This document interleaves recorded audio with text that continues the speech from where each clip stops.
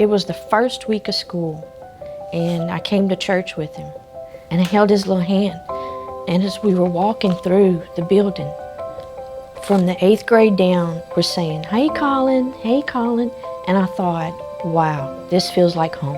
Doesn't matter what teacher it is, their teacher, their principal, anybody. Everybody knows your child's name. They know what class they're in. They all say, "Good morning, Ben," "Good morning," whoever's getting out. And they all take the time to get to know the family also. Everybody from the front desk on knew every child by name. It felt warm. It felt like family. I felt love. We felt really welcomed. We felt really comfortable. So it was an easy decision from there on what school to choose. When you walk through these halls, you don't just feel the love of Christ here, you see it. You see it in the students, you see it in the teachers, and our kids are learning not just academics, they're learning life. They're learning virtues, they're learning life lessons, things that are going to help them succeed in the real world. We will give your child the academics that you're looking for, but I feel like when we teach kids about God and His love for us, that the academics fall into place.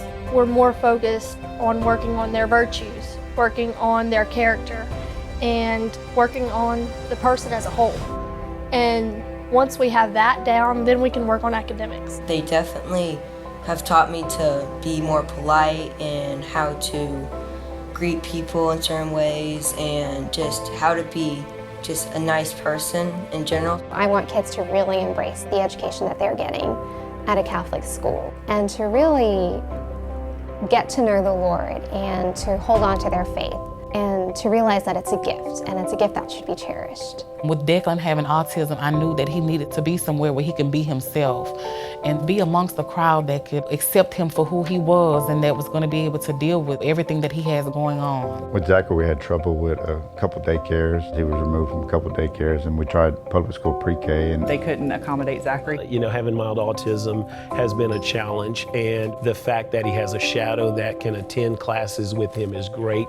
And St. Margaret's has been very open to that, and they work well, almost seamlessly with the shadows and the St. Nicholas Center. So it's been great for his development, and we couldn't have asked for a better partnership. Ellie was diagnosed with epilepsy in 2019. She actually had her first seizure while at school, so she had a medical emergency on campus.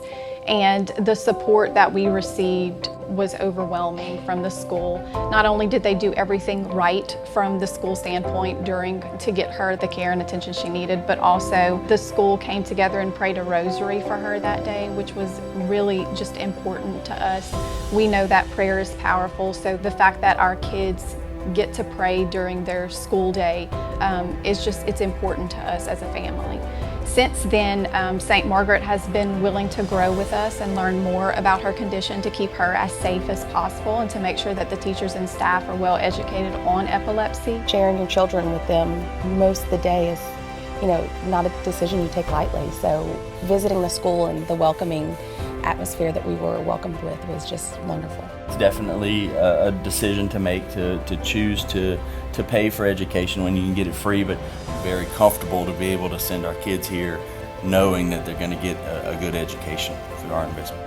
And then it's even a bigger benefit now that we're getting the fourth one free. She's been attending daycare ever since shortly after she was born. And, from a cost perspective, it's pretty much the same thing. Of course, there's a small discount for having more than one child, so it works out great for us. I think we look at value and we believe that it's a investment that we're making in our children, and we hope that helps them to be able to do wonderful things in the future. They're learning to be better versions of themselves, and so to us that's priceless. We're going to love your child as much as you love your child, and your child will always be put first.